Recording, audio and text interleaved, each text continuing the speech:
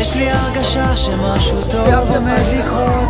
בבתים, בחצרות, יש צבעים, קווים, צורות.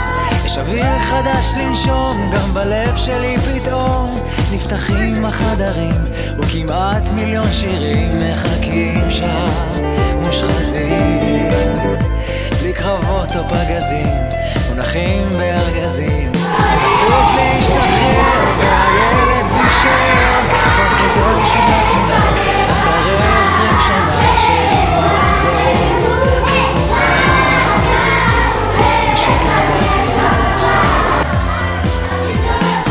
יש לי הרגשה שמשהו טוב עומד לקרות,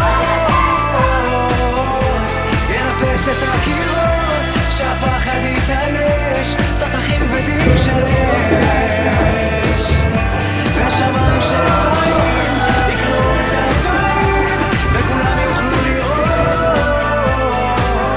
משהו טוב עומד לקרות.